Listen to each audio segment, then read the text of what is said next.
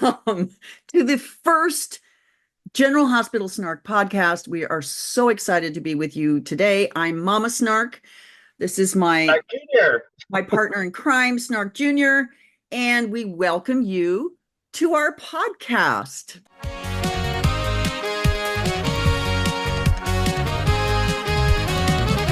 It was about 2 weeks ago. I got this text message from David saying, "Hey, Leanne, I think we need to do a podcast." And I was like, is this podcast worthy? No, I'm an old lady. But hey, you know that already. So most of us are old ladies listening to this. So it's all good. Anyway, David, tell us why you thought a podcast would be a great idea. Gee. I don't know. It's one of those, I'm awake in the middle of the night because I have chronic insomnia. So I thought of it. But we had, as some of you may know, we have a patrons group, and we had sort of monthly snark chats, and we would bring on guest stars, and we're going to put some more on the page for some of the newer folks who've not seen some of these past interviews. So we get people from GH onto a snark chat with our patrons group, and it was great and it was fun, but it was also an hour of that person's time and a very small audience. I don't know about you, but I don't even have an hour to listen to somebody yammer on about something. So we're going to make these short and sweet. So hence the podcast, and hopefully we can reach a wider audience and have some more guests on, and it won't overwhelm them because it'll be 15, 20 minutes. And if they want to ramble, we can split it up into little we have capabilities. We do have some editing skills. We're that generation that didn't grow up on it, but we're learning. So, David, how in the world did you come to find General Hospital and General Hospital Snark? Well, General Hospital, believe it or not, I went to an experimental kindergarten. What was experimental? I don't know. It was an all-glass school. That was interesting for kindergartners. And it was small classes. I remember that. And we only went to school half a day, which, of course, if you tried to do that today, I don't know about you, but kindergartners in California, they only go half day. They do? Yeah. Okay. So you weren't that experimental. Oh, well, in New York, I think they have all day, but that's more daycare. But so we would go half a day, 9 to noon, and I lived about 2 blocks from the school, so I'd get home for lunch every day. One day a week, you'd come back like in a smaller group, maybe 5 kids, and then have a whole afternoon of classes. So since that was my schedule, I was home every day for lunch. And growing up as a kid, I remember watching Dark Shadows. That was the big soap. I had all the merchandise, the board game. I buried my childhood hamster in Barnabas's coffin from the Barnabas Collins game. So I was familiar with the concept of a soap opera. But the first soap opera I really got hooked on from the beginning was All My Children, because that came on at 1 o'clock every day. So eventually I added One Life to Live. Eventually I added General Hospital, and I was hooked. Meanwhile, my mom watched all the CBS soaps, As the World Turns, Secret Storm, Love is a Many Splendored Thing, The Edge of Night. So we were a 2-channel soap household. But Edge of Night switched to ABC in 1975.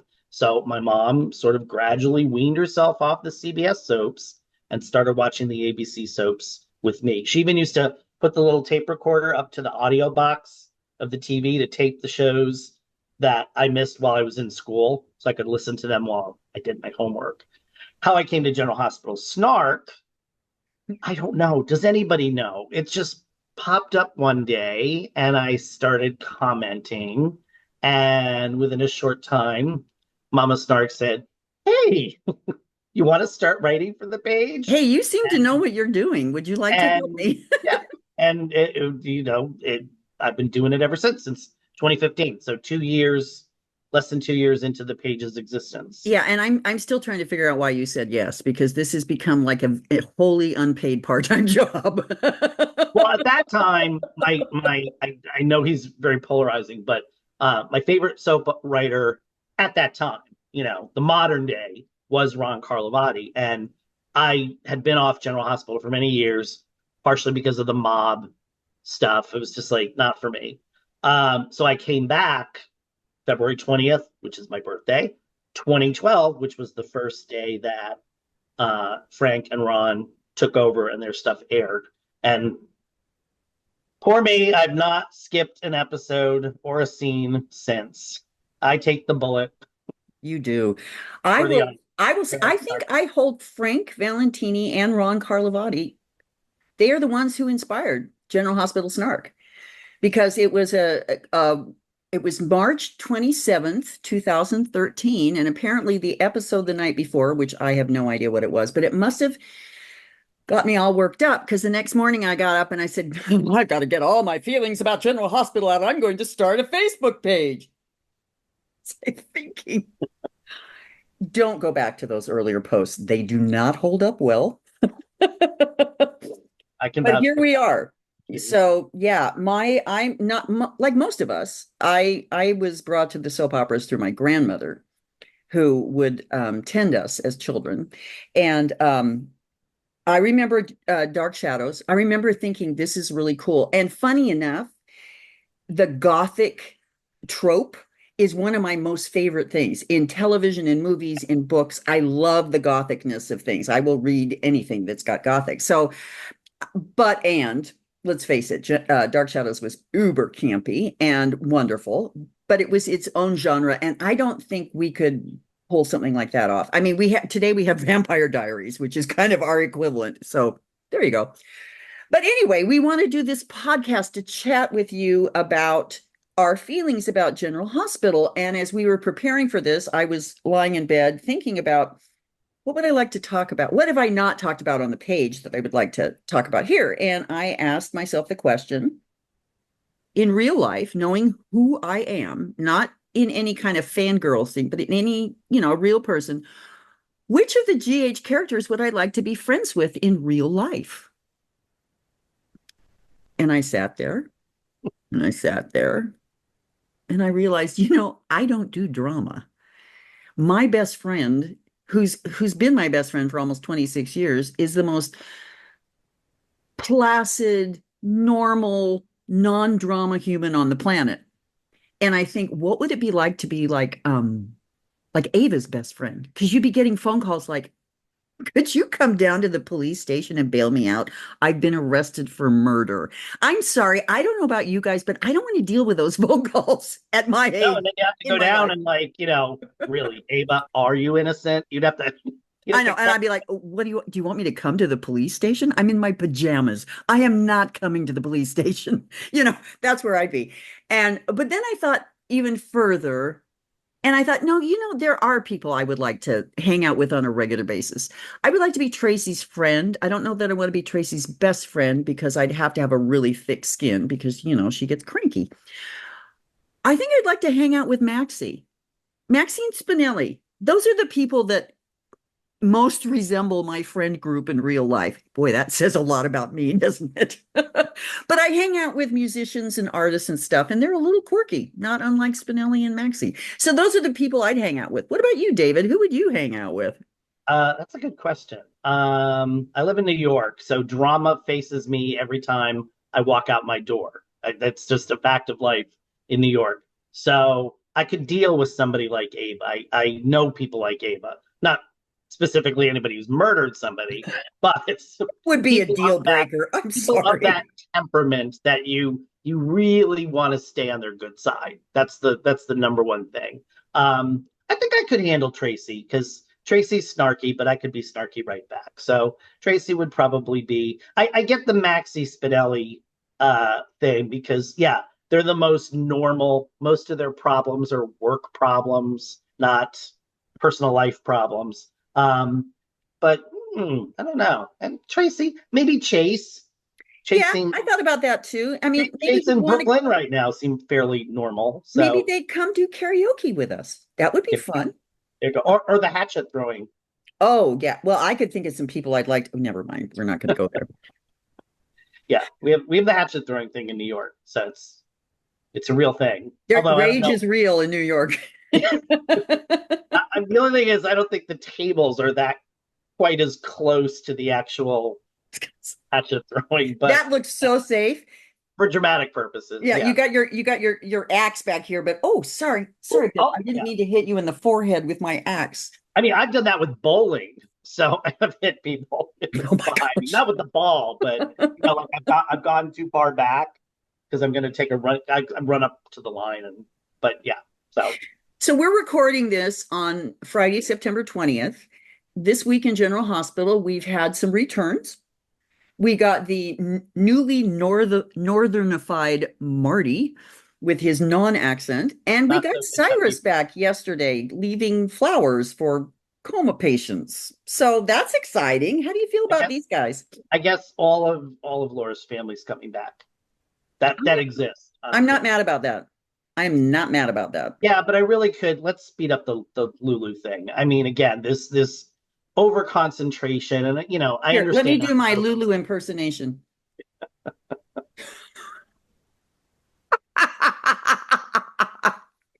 Sorry.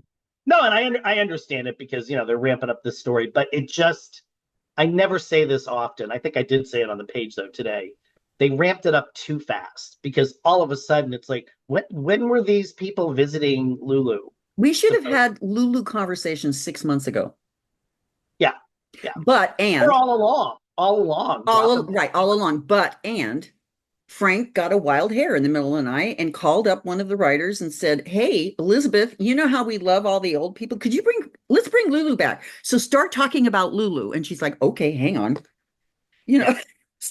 know, a wild hair. Here we go. And there were several opportunities where they could have at least mentioned her in other storylines. The thing I don't like is, and I think I didn't read the article, but the actor who plays Dante, Dominic Zem, I can never say the last name, Some Zembrogna, pregnant or something like that. Mm-hmm. said something about he felt his character was sort of in a rut or compromised. And it's like, I just don't like this. Oh, what could have been with Lulu? And it's like you're with someone else It's who they've spent years building up as a couple, and I actually like them as a couple, but it's like I guess Sam's just being thrown under the bus at this point. it's really too bad. I mean, again, Yeah, they I've could have had a said, great triangle. yeah, it could have been. She's Yeah. not my favorite character, only because we haven't really utilized her for the last 5 years, except for occasional runouts to be a PI. But she's become a housewife, which is fine, but it's not terrifically interesting.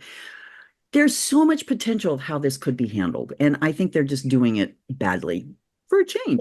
they did a good job. Yeah, surprise, surprise. They did a good job when she was first sort of separating out of the Sunny, Jason, Carly Yeah, and getting to foursome with Dante and and getting stuff. to the That yeah, point. They did a really good job of that. And again, as they became a couple, it was a little surprising, but it's like, oh, all right, this kind of it works. worked. Here's the normal couple on the show. And now it's just like, yeah, it's like, whoop, throw Sam under the bus because Lulu's back. Speaking of things they've done badly, can we talk about Kate's murder and how Yeah. that should have been a whodunit? And how on earth can we justify Sonny doing this? I'm sorry, this seeing him shoot him in cold blood twice.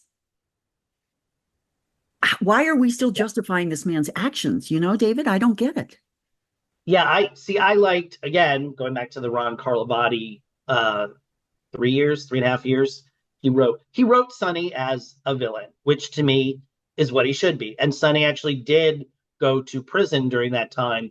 If anybody remembers the storyline, I think all three were in prison, wasn't it? Julian, Ava, and Sonny. And then there was an escape, and then he saved the governor's daughter or something. I mean, they'll come up with something, Yeah. some reason he'll get off. But yeah, GH for some reason is afraid of doing murder mystery stories. They had a great opportunity with Peter. They had a great opportunity with Shiloh. And both of those stories just ended sort of like, eh. Even with Austin. I mean, they just Oh, dropped it. they were like, this is too hard. We're just not going They're to like, no, talk we're about not it even going anymore. to come up with a solution. And of course, dropping out. And, oh, I guess Heather's the hook killer. Makes no sense. But yeah, they have a fear of they could have easily turned that into a murder mystery. Just shown Kate's bleeding out and Michael finds him. Have everybody have their excuses. Sonny was with Carly and da da da da, and keep us guessing. And yeah, if the outcome is still Sonny, great, but give us something. Like knowing everything up front isn't always fun. It isn't. Watching No, because now we have the ick about Alexis because we know that Sonny is throwing her under the bus. We have the ick. It would have been so much better if we didn't know if Alexis had done it, if Christina had done it, if Sonny had done it. It would have been so much better. But as with most General Hospital things, they start stories really strong. And then they wander in the weeds for far too long. And then they realize they're bored and they just wrap it up in some stupid way. And I'm sorry, I write. Or they're written into a corner. Yeah, both David and I are writers. We know it's hard. Look, dudes, we get it's hard. But if you would start with the end in mind, you might get to where you're going. Just a thought. Number one rule when writing a murder mystery. Just a fun thought. If there are any Edge of Night fans, watch any of the Edge of Night storylines, and they will keep you guessing. And what's great about watching Edge of Night on YouTube years after these storylines aired, not only do they hold up because they're murder mystery storylines. I mean, they're not going to be dated, but you can see them planting the clues all along the way. And it's like, yeah, you could. I'm bad at solving murder mysteries, and I used to write them too for a living. Can you believe it? But you can see all the clues being laid out, and any reasonable person who's smart could, maybe guess it. But a lot of times you couldn't on Edge. And then you throw in red herrings. Red herrings. You distract the audience. I used to throw in blue herrings as well. He would throw in misdirects and things like that, and it always worked, and it always made sense. And I don't know why the GH writers they shy away from that. They Shiloh away from that. It's it's too bad. That was a missed opportunity. And now we have the story that will never, ever end. And we also compromise the other characters because Michael has spent how many years since he sued for custody of Avery? We got to protect this family. We got to be safe. We can't be around this. And now he's the first one there covering it up. It's really bizarre. What can I say? This is why I do not like Grumpy Cat. Yeah, I know. David and I kind of struggle with Michael a little bit, not gonna lie. And it's not Dooley's fault. It's not Dooley's fault. He's just never been well written. Yeah. Anyway, we promised them short and sweet. Let's give it to them. What we want to say, though, is we will chat about anything. Give us ideas. Tell us what you'd like us to chunter on about. Leave us comments here. If you're on also, YouTube. Guest stars. Yeah, and stars. Yeah, you can boop, boop, boop, boop, we're and reward us for our genius because anyway. The other thing is this is going out to all podcast platforms, YouTube, Apple, Spotify, blah, blah, blah, blah, blah, all of the above. Share, like, subscribe. Isn't that what you're supposed to say? I don't know. I don't say that on the Facebook page, so I don't know. Anyway, thank you for watching and listening. We're going to try to do this several times a month because we like to talk about this stuff. And there's never enough time in those posts. No, not at all. Anyway, thank you for watching and following us and being a part of our nonsense.